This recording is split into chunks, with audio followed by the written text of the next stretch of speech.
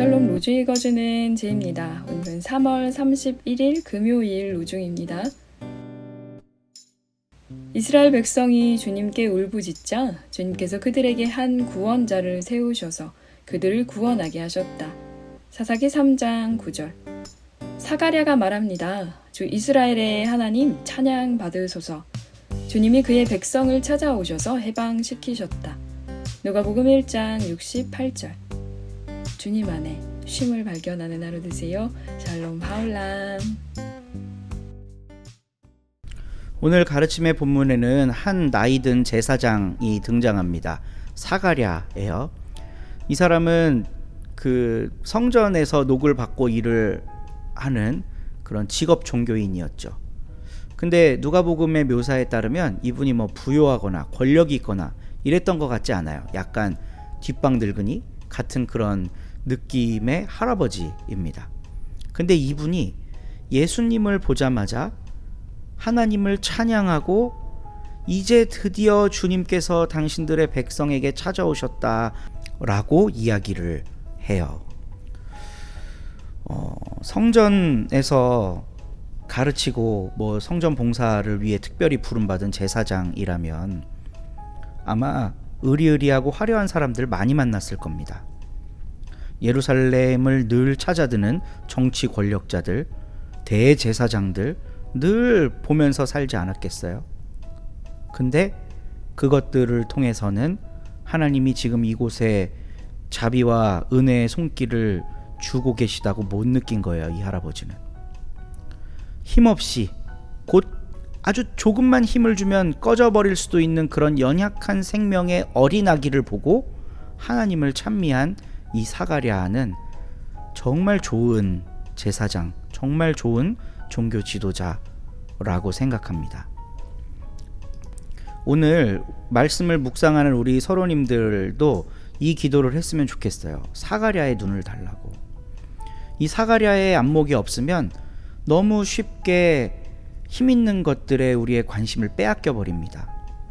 막 교단에서 잘 나가는 뭔가와 이렇게 같이 일도 하고 그래야 하나님 일 하는 것 같고, 여러 사람 모아갖고 큰 축제적 예배를 드려야 정말 예배 잘 드린 것 같고, 이런 게 우리가 흔히 너무나도 쉽게 빠져버릴 수 있는 실수거든요. 그곳에 하나님이 있다라고 말을 해버리는 실수. 근데 사가랴의 눈을 가지면 꺼져가는 생명이 있는 그 자리를 보고 저곳에 하나님의 자비가 임하고 있다라는 걸 영적으로 볼 수가 있습니다. 사가랴가 말합니다. 주 이스라엘의 하나님 찬양 받으소서. 주님이 그의 백성을 찾아오셔서 해방시키셨다. 이제 곧 고난주간이 시작되는데 이 땅에 오셔서 모진 고통 다 받으시고 힘없이 자기의 삶과 몸을 내어주신 예수님을 보고 이제야 주님이 그의 백성을 찾아오셨다 라고 고백할 수 있는 우리들이 되기를 간절히 바라봅니다. 좋은 하루 되세요. 4장. 내 말은 상속자가 미성년인 동안에는 그가 종과 조금도 다르지 않다는 것입니다. 그가 모든 것의 주인이라 하더라도요. 도리어 그는 아버지가 정해놓은 날까지는 후견인과 집 관리인 밑에 있습니다. 우리 자신들도 이와 마찬가지입니다. 우리가 미성년이었을 때 우리는 세상의 초보 원리들 밑에 종이 되어 있었습니다. 그러나 때가 찬 시점이 왔을 때 하나님이 자신의 아들을 내보내셔서 여자한테서 나게 하시고 율법 아래 놓이게 하셨습니다.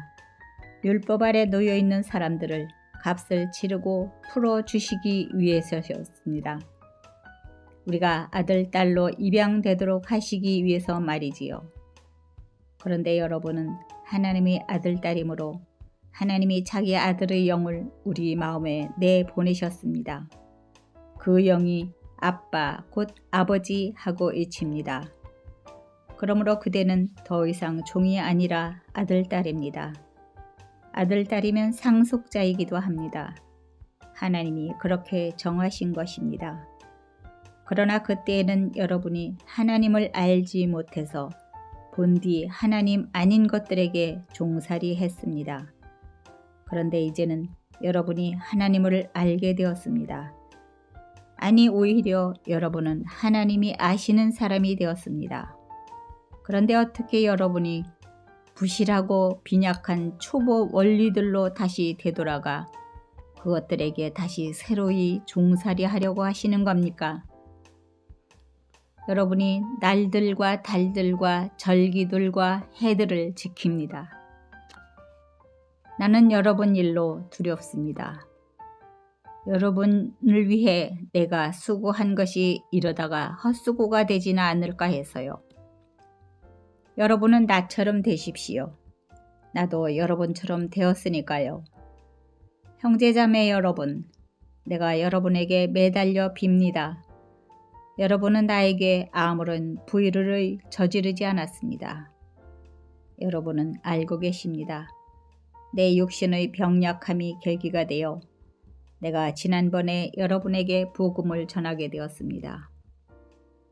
내 육신에는 여러분에게 시험거리가 될 것이 있었지만 여러분은 나를 업신여기지도 침뱉어 내치지도 않았습니다. 도리어 여러분은 나를 하나님의 천사처럼 그리스도 예수님처럼 맞아 주었습니다. 그런데 여러분이 느꼈던 그 복된 감격이 지금은 어디에 있습니까? 내가 여러분에게 증언하는데 할 수만 있었다면 여러분은 여러분의 눈이라도 뽑아서 나에게 주었을 것입니다. 그런데도 내가 이제 여러분에게 진리를 말하기 때문에 여러분의 원수가 되었습니까? 그들이 여러분 마음을 얻으려고 열심을 내고 있지만 좋은 뜻으로 그러는 것이 아닙니다. 오히려 그들은 여러분을 나한테서 떨어뜨려 놓고 싶어 합니다. 그래서 여러분이 자기네들을 위해 열심을 내도록 하려는 겁니다. 좋은 일에 열심을 내는 것은 언제든지 좋습니다. 내가 여러분 곁에 있을 때만 그런 것이 아닙니다. 나의 자녀 여러분, 여러분을 두고 내가 다시 아이 낳는 고통을 겪고 있습니다. 여러분 가운데서 그리스도님의 보습이 이루어질 때까지 그렇습니다. 나는 지금 당장 여러분 곁에 있게 되어 내 목소리 어조를 바꿀 수 있기를 바랍니다. 내가 여러분 문제를 어떻게 처리해야 할지 몰라 당황스럽기 때문입니다. 나에게 말해 보십시오. 율법 아래 있고 싶어 하는 여러분, 여러분은 율법이 말하는 것을 듣고 있지 않습니까? 성경에 이렇게 적혀 있습니다. 아브라함에게는 아들이 둘 있었는데 하나는 여자 종한테서 태어났고 다른 하나는 자유로운 여자한테서 태어났다고요. 여자 종한테서 난 아들은 육신을 따라 태어났고 자유로운 여자한테서 난 아들은 약속을 통하여 태어났습니다. 이것들은 비유로 하는 말입니다.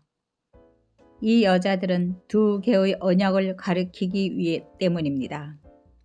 하나는 시나이 산에서 종살이하는 자식을 낳았는데 바로 하갈입니다.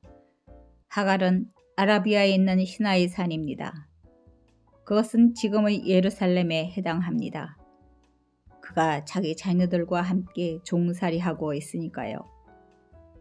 그런데 하늘에 있는 예루살렘은 자유롭습니다. 바로 그는 우리 어머니입니다. 성경에 이렇게 적혀 있으니까요. 기뻐하여라 아이를 낳지는 못하는 여자야. 목청껏 외쳐라 아이 낳는 고통을 겪어보지 못한 여자야. 홀로 버려진 여자의 자식들이 남편을 둔 여자의 자식들보다 오히려 많기 때문이다. 형제자매 여러분, 여러분이야말로 이삭처럼 약속의 자녀들입니다.